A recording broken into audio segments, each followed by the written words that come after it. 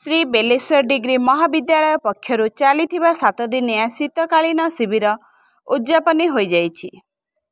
गंजाम जिला अंतर्गत हिंजिलिकाटु block बेलगाँ Beleshwar degree महाविद्यालय मुख्य अतिथि भावे महाविद्यालय परिचालना कमिटीर सभापति श्री नृसिंह प्रसाद मिश्र जोगदेई एनएसएस लक्ष्य एवं आभिमुख्य बाबदरे अवगत कराइथिले। सम्मानित अतिथि भाव गंडला ग्रामर समिति सभ्य श्री प्रशांत कुमार साहू और अन्यान्य अतिथि माने पीटी शिक्षक श्री सुरेंद्र पंडा, श्री नीलांचल साहू एवं प्रोग्राम ऑफिसर श्री गणेश साहू जोग देइथिले। 50 जन एनएसएस स्वेच्छासेवी द्वारा 7 दिन धरी करा जाइथिबा सामाजिक कार्यक्रमर प्रशंसा करिसंती।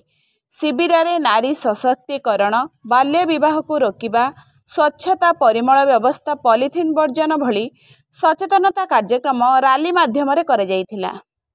विभिन्न लिटरेचर क्लास रे कृषि उन्नति, सरकारक विभिन्न युवा और महिला योजना विषय रे अवगत, डाक्तरंक ठारू शीत दिने सुस्वास्थ्य व्यवस्थार परामर्श, डिजिटल इंडिया, साइबर सिक्योरिटी इत्यादि विषय रे वॉलंटियर माने जानिले एवं शपथ नेले समाज को यही समस्त विषय रे सचेतन कराइबे। मोबाइल देखुछु, इंस्टाग्राम देखुछु, रील देखुछु, फेसबुक देखुछु, देखन मना नहीं, सेटा भी गोटे सोर्स ऑफ एंटरटेनमेंट रहउची।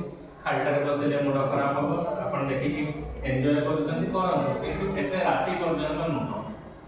चेष्टा करंतु हां 8-9टा सुधा राती खाइ दियो, खाइ सारला परे 2 घंटा ब्रेक नेबे, तापरे सोइबे। माने राती 11टा सुधा आपण सोइ जिवे। मिनिमम 6 ରୁ 8 घंटा निद निहाती दरकार। निद जदि न होचे हमकु तापर दिन हमकु हालिया लागे, इच्छा होइनी किछि करिबाकू, मांदा लागे, किछि कोनोसी काम रे मन लागे नाही। तो मिनिमम दिनक भितरे 6 ରୁ 8 घंटा निद निहाती दरकार। हेले सतेज लागिबो, सब काम करिबाकू इच्छा हबो, फुर्ती गोटे लागिबो देहरे। हैला नेक्स्ट होची ब्रह्मपुर ज्योतिरंजन गौड़ंक रिपोर्ट संघर्ष टीवी।